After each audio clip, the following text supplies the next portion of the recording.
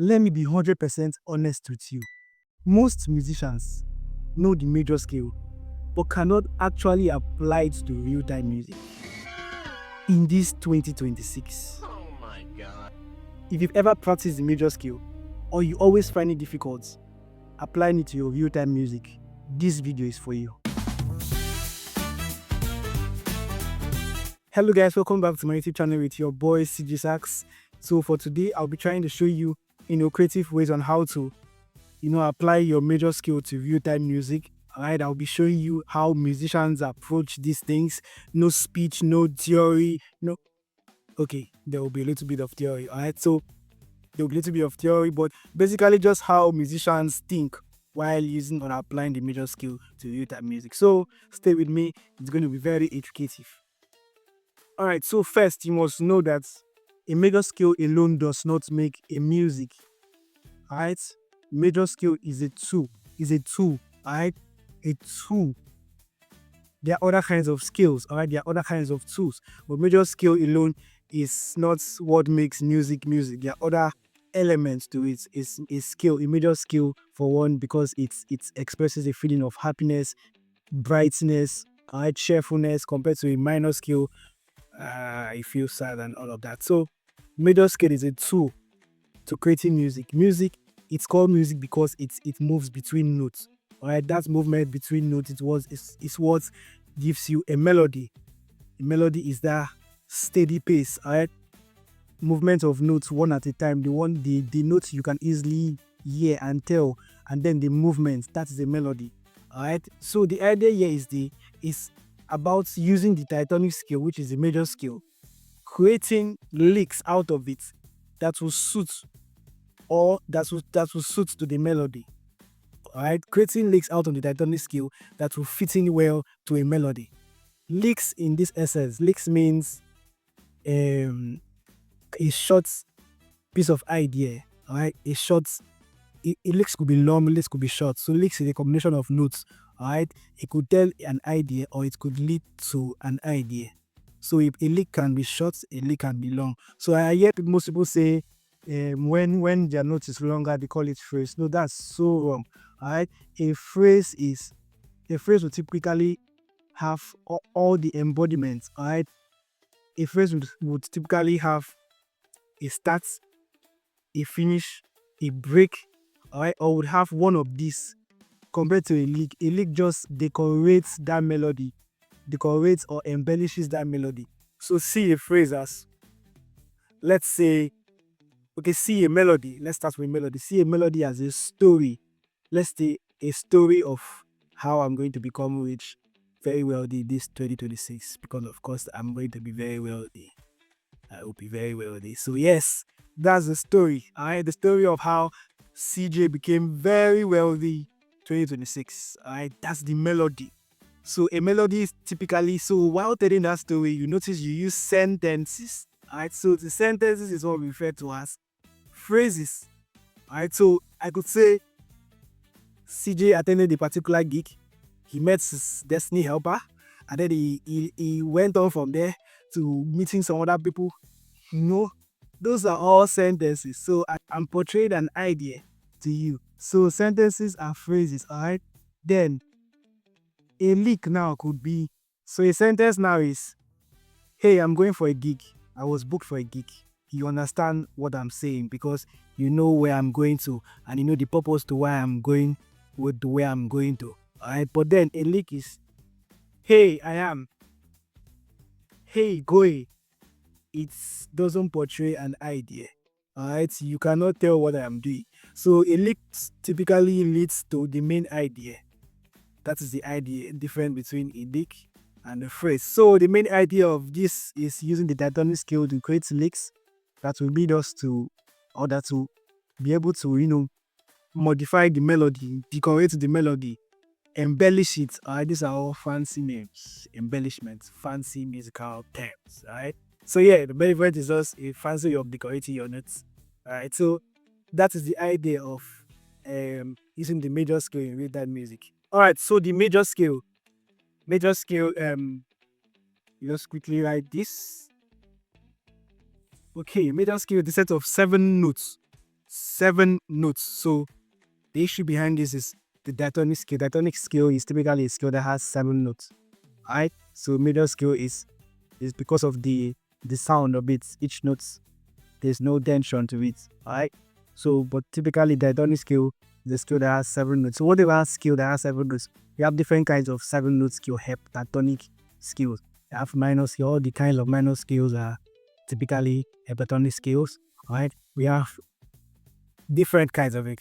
We also have the type called Byzantic. Do you know about Byzantic scale? What there's not for that. So alright, so that's the idea behind heptatonic scale, diatonic scale. Then of course Ionian scale is a mode. Alright, Ionian is a mode of describing the major scale. Alright, so it's usually called a major scale, heptatonic scale, or Ionian scale, and all mean the same thing: 7 notes, 7 notes. Alright, so don't be confused. So now the idea of it is now you should be able to create patterns. Alright, create movements from this scale degrees of do, re, mi, fa, sol, la, ti, do.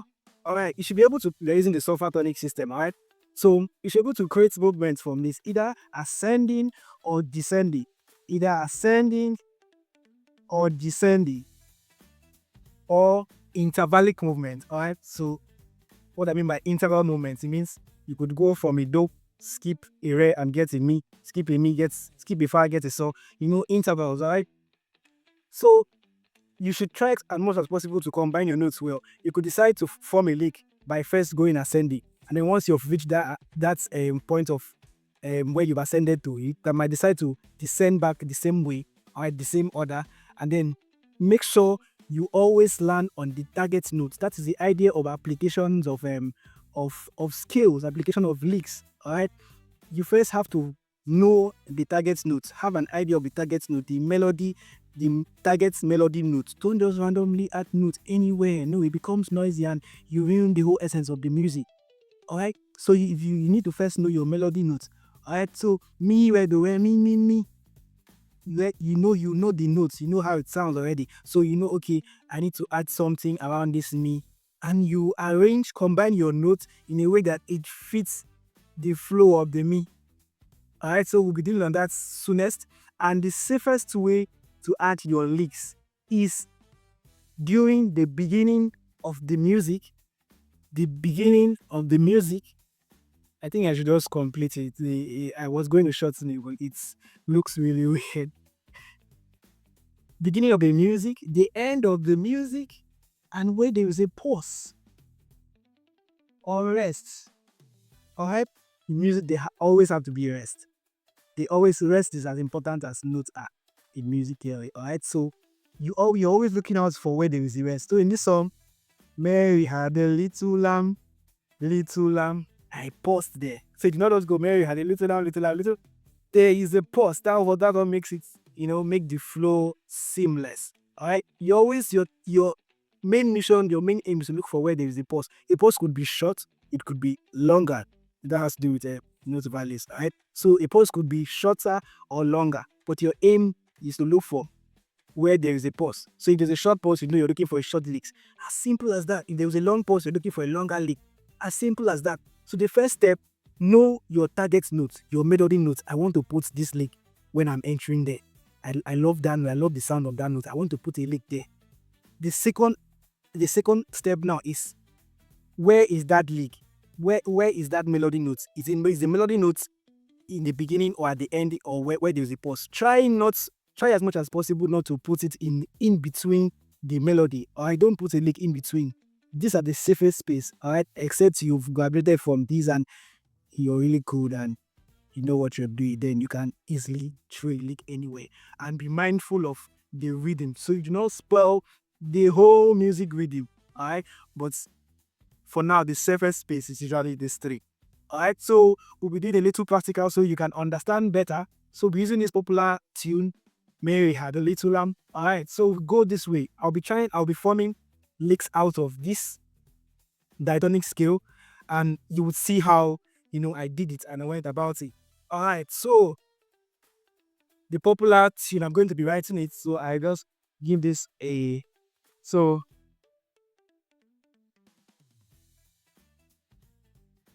All right, let's say this is the first line. 1, 2, 3, 4. All right, that is the first bar. So me, re, do, re, mi. So there's a 4, 4. All right. So if I decide to add a lick at the beginning of this, so before, what I mean by beginning, I mean before this me. So in music theory, they usually call this an upbeat. All right, upbeat is a note you add before the completion of the other notes that has the full bar. All right. So if I decide to add a lick, upbeat is like an intro. An intro. All right. An intro lick, if you decide to call it that, before this me begins. Now I need to think of, if I'm thinking of ways of, I told you ways of creating licks, ascending, descending, or intervallate movement. So I now think using intervallate movement. If I decide to use intervallate movements, where with the idea of my chords, all right, where do I have in me as part of chord formation? All right. So I notice I have me in my chord 1, do mi so. I have me in my chord 2, right? That's the minor chord, the salty. All right. We could have me also at la do mi, also minor chord. So we are always aiming for a safe space. You graduate from a safe space and then it become very good. All right, then you can use other one. But for now, a safe space, a do mi so. Now, see how we're going to deal with this do mi so. Will not regularly play that way because our target note is a mi, right? We have a do mi so. We are going for mi, the first chord. That's the chord 1. We can decide to invert these chord tones. All right. So this is the first inversion, second inversion. What I mean by inversion, it means changing the arrangement. So if I decide to make a second inversion, it means I have to start the chord from this ni and it gives me a mi, so, do, to go mi, so, do. That's the idea about inversion. So in this essence now, I want to invert the chord tones starting from the third inversion, which is, as you guessed, so, do, mi. All right. See how my lick is becoming, I'm spicing it up. It's becoming very decorative. Now I have a sodomy. Say sodomy could work. All right. Sodomy, re, do, re, mi. It makes sense, but I could decide to further add notes. I could decide to add the 6th to this, and it gives me solado, mi, re, do, re. So while you're adding a lick at the beginning, since it's an intro, you get to mess with the rhythm, all right, the timing, sorry. Get to mess with the timing. So if it's just a sodomy, get sodomy, all right. But if you add in a la, soladomi, all right. So those are all note values, all right. So, and then that will give me a very proper lick for the beginning aspect. It will be a soladomi, solado as the lick. Then mi, re, do, re, mi. All right, now we've gotten up to this extent. We have a first lick on the first bar. So the starting now is re. All right, so this is more like a pause. So la do mi, re, do, re, mi. There was a pause there. Re. So another place you could safely add your licks is where there was a pause. I mentioned that earlier. So now the pause now leads to the target note of re. All right, so you also think, what can I combine that's going to lead me safely to my re? Do I go ascending or descending or mess with intervallate movements? I would do descending. All right, so a 3-step descending to re gives me a fa, mi, re. So this is replaced with fa, mi, re. All right, descending from fa to re, fa, mi, re. So you see the beauty of this. It's just the way you combine notes, and combine notes with reference to the target note. Don't just combine notes. You get the point. All right, so this gives me now so la do mi, re, do, re, mi, fa, mi, re. You get fa, mi, re. So the fa, mi now serves as our lick. Do you see how it's connecting? Fa, mi, re. The next line is mi, so. All right, mi, so. So now we can decide to add a lick, since now it looks as if it is ending. Mi, so, mi. All right, that's a longer pause, so you could decide to call it like the end of that melody. All right, and then starting a new melody. All right, a new melody line. So mi, so. All right, and then the next notes following that is mi, so, mi, re, do. So another mi Gaussian and starting that new melody line. Alright, what can I add that will be different from Solado? I go decide to go descending order. So far me, and it gives me, I mean, it's very clear there. Okay, let me write it somewhere up here. So far me, then the fa, so far as, as the lick. So far me, you see how we are composing lick from small, segments, alright? So, and it gives you a nice piece as so that do mi, re, mi, fa mi, re, do, re, mi. We could decide to add a lick here. Do, re, mi, do, re, ascending order of do, re, mi. Alright, so do, re, mi, so, fa, mi. Do you get this? Are nice ways you can add licks. And then if you decide to add it at the very ending of the entire melody, mi, so, mi, re, do, re, mi, re, do. Alright, let's only reference that part and see how we can create a longer lick from there. Okay, so mi, re, do. Alright, so do is like the tonic. Right, there are scale degrees. There's tonic, supertonic, medians, subdominance, dominance, submedial leading tone, and back to your tonic. So back to your tonic. So your tonic is usually that resolution point, alright, where the whole music resolves to. The tonic is not usually the do. It's not always the do. It could be your do or la. It is your la when you're dealing with your minor tonic, but this is like your major tonic. Don't be confused. But now this is a song that revolves around the major scale. This is a song that revolves around the major scale. Makes you cheerful. Makes you happy. Those are the qualities, alright?